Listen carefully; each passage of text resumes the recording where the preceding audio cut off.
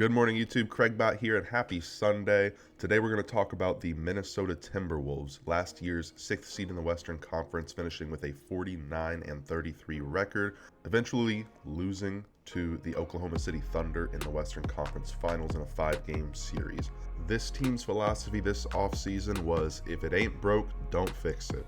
And we saw that be apparent when they re-signed two key pieces in their front court in Julius Randle, who came on really late last season as they adjusted to life without Karl-Anthony Towns, as well as Naz Reid, somebody who can clearly start for this team, but due to the presence of Julius Randle and Rudy Gobert, typically does come off the bench, however is a fantastic starter in the case that Randle or Gobert misses for injury at any point in the season.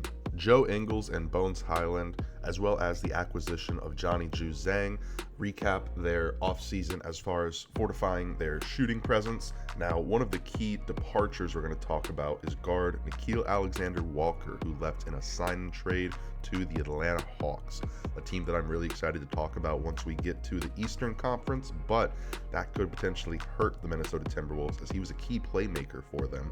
And as we're going to talk about later in this video, playmaking is something this team desperately needs.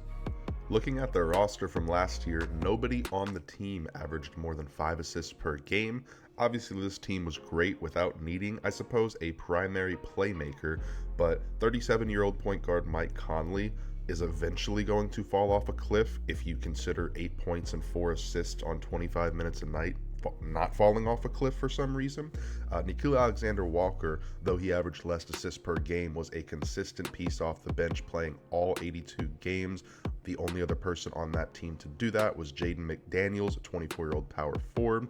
Now, Bones Hyland, the other point guard on the roster outside of Mike Conley, only played 4 games last year. He's either going to have to take a giant step up, or potentially it could be Rob Dillingham, the second-year guard who played 49 games last year and only started 1 of them.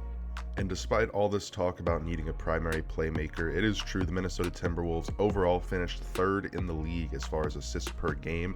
They had multiple people averaging 3 and 4 assists per game throughout that lineup because this is a deep roster. People like Nickeil Alexander-Walker come off the bench. Naz Reid comes off the bench, averaging just as many assists as well. So this team might not necessarily need a primary ball handler. Again, if it ain't broke, don't fix it. My concern, though, is Anthony Edwards as he enters his prime.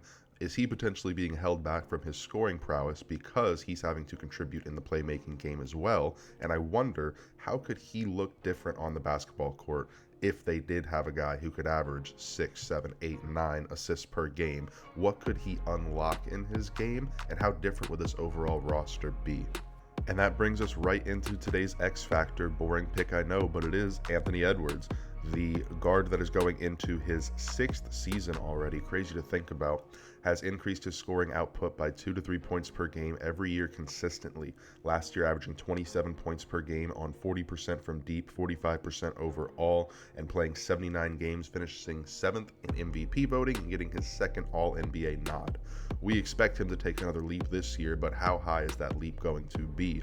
Can he get to 30 points per game? Can he get to 42% from deep, maybe 50% overall from the floor? All these questions we do have to ask, but again, my worry is, what level can Anthony Edwards get to if he had a true point guard on his roster? And if he does, who is that guy going to be? I think the easiest solution could be maybe he stays around that 25, 27 point per game mark, but we see his assist total go up to 6 or 7 a game because he does have shooters on the wing. I think this would be the best scenario for Anthony Edwards this year. Maybe it wouldn't get him an MVP nod unless he scores 30 a game and finishes as the 1st seed, but I think come April, come May, playoff time, if Anthony Edwards is the guy that you have to worry about getting 7 assists per game and still scoring 25, I think it adds a new wrinkle to this Minnesota offense.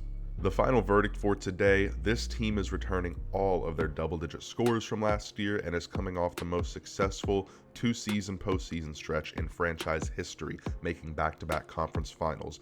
It's also been proven now that they don't really concern themselves with the Denver Nuggets nor the 3-time MVP Nikola Jokic. They play them very, very well. And despite the lack of a primary playmaker, this team has proven they don't necessarily need one, although I would like to see Ant-Man increase his assist percentage. If Julius Randle can also pull together a full season of what we saw last spring, this team has a chance to be a top 2 seed. However, until we see the answer to some of these questions or what the product on the court is going to be this year. I have them going slightly above their win total of 49.5, hopefully good enough for a top 4 seed. I just don't know if this team's going to be able to break through that conference finals barrier and reach the NBA finals. Let me know what you guys think. Is this the year that Ant-Man breaks through and wins that elusive MVP, or potentially even reaches first team All-NBA status?